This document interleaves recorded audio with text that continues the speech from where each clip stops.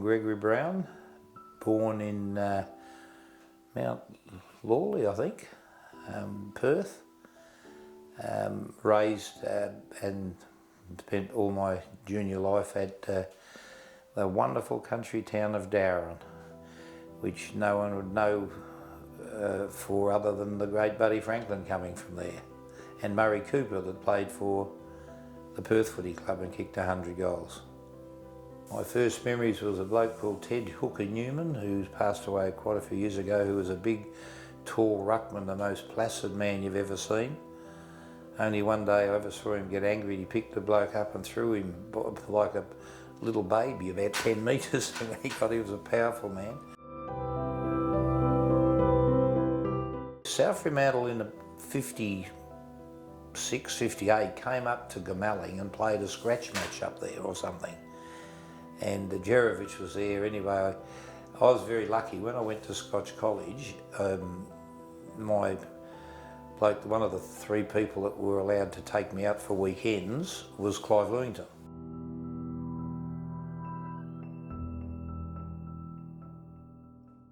So football was always in, and I came down and saw East Perth play, I think it might have been Subiaco in about 58 when I was a young kid, so I'd have been 12.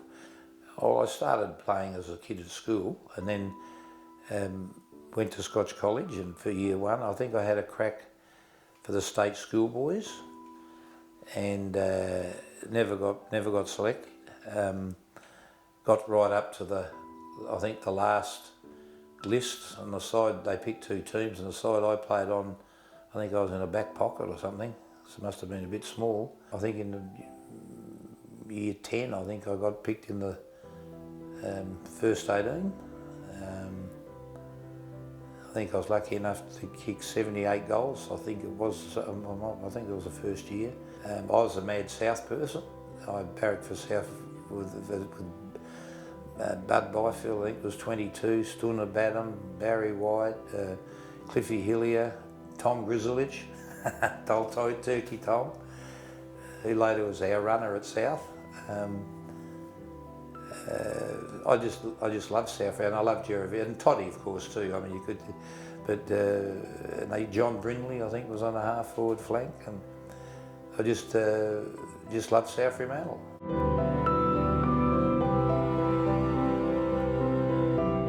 South sent me a pair of socks with a letter from Gero, which I've still got, and the socks, I went to put the socks on, and my mum had to cut them in the middle and crocheted about 1.5 inches in the middle to stitch them up, so that I could wear have Gero socks to wear, which we wore to training. And I've always loved Gero. I've always been a fan of Gero. I get very angry when I see the birds poop on him at that statue at Fremantle Oval.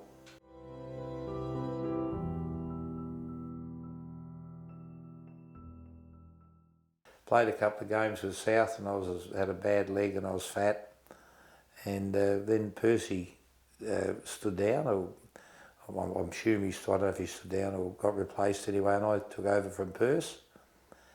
And then we went 78, 79, 80, and we won it after the third year as well. We should have won 81, and we could have, you can never say should have, could have.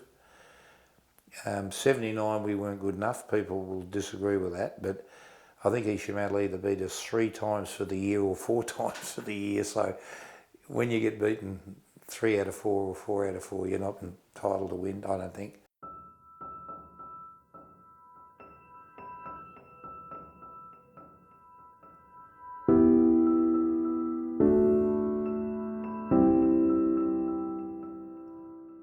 Whether we won or lost,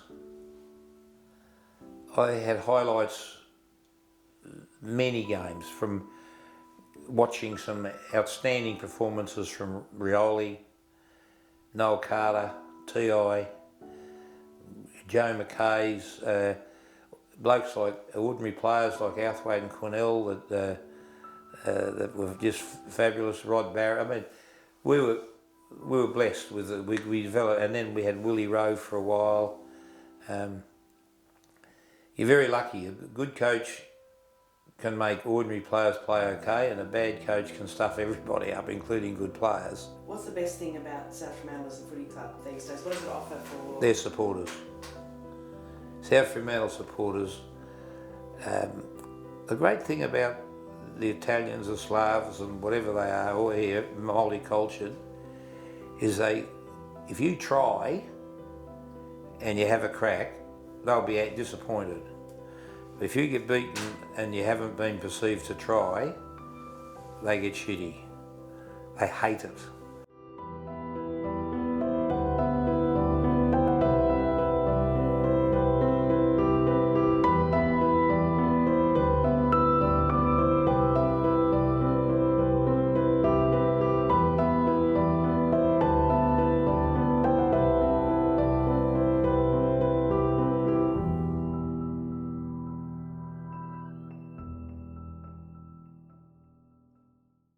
But the generosity, and their turn up, I can remember we used to have functions after a game, win or lose, particularly if you won, and we'd auction off puppy dogs and get $1,000 for a puppy dog, which you probably could have stolen off the street just up the road. But the South supporters are unique.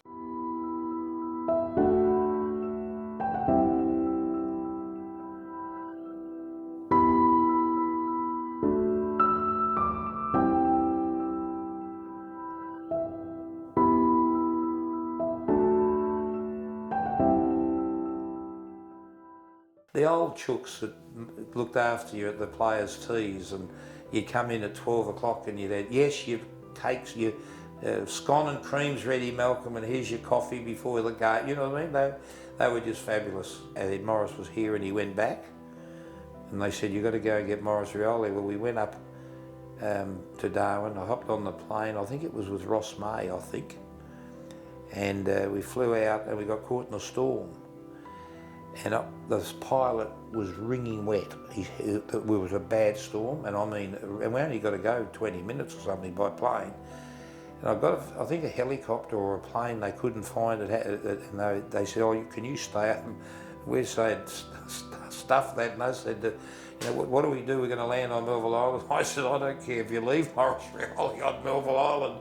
And we landed, and the paint was peeled off the front of the wings. That's how heavy the hail was hitting the plane.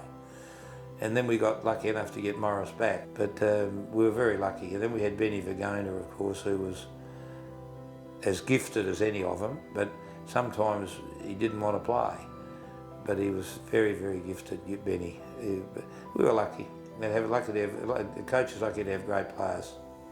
What's your fondest memory of this place, or of a series of play or a crowd experience, or? The fondest, I think the one I remember the most was when I played for East Perth, and someone threw an egg, and the railing in front of where they're sitting in the members area or whatever it was, it hit the railing and went all over Mrs. Book, the East Perth president's wife, who used to groom herself immaculately, and she got hit by this bloody fly, this egg. I think that was funny. I think the day we turned the fire extinguisher, as he walked out of the ground, and some old lady spat on us, and we turned the fire extinguisher up, and I squirted her. Well, Derek Chadwick and we ran out with our clothes on, but when you put the fire extinguisher down, it wouldn't stop flapping. And the gap, as you know, is about 3 foot between the brick wall and the grandstand, and we're all covered in foam from head to foot as we ran out on the ground. That was from an East Perth perspective. I think from a South perspective, there was that many. You've caught me on a cop here saying what would be the best. What would be the best? Winning a flag in '84, because we'd worked our way from third to second to first. We just didn't come straight in. So anything you get that you have to work for is better than something you just get for nothing. I think seeing the development of Noel Carter to become a player that was second to Bartlett in Richmond as a rover, become captain of West Australia, to see T.I.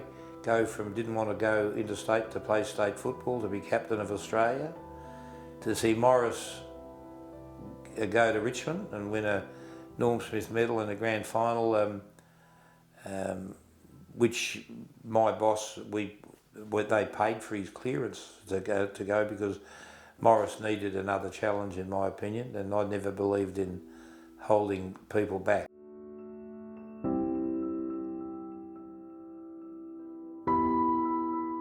What's the naughtiest thing you've ever done here at this ground? Or what's the biggest? Have you had a big dummy spit? I saw you have a big. I suppose that the funniest one was when they told me I wasn't allowed to set foot on the ground, and we got I think it was Coburn High, got a cherry picker, and I got in the cherry picker at quarter time, and they put the cherry picker out, and it never touched the ground. It was that far off the ground, and the players all come around and we talked like I'm talking to you now, and just nothing happened. I think that was quite funny. Why were you not allowed on the ground? Oh, I think it was over Darryl Stokes in a scratch match here. We're playing Swans, and a bloke came off the bench and King hit him and broke his jaw, and I took the team off the ground, I think, and then we went down the police station because the bloke that hit him was a copper, and they told me to get fucked. They wouldn't take him to go back to the game. That's exactly what happened. I was going to say less the word, but I was corrected yesterday on that was what happened.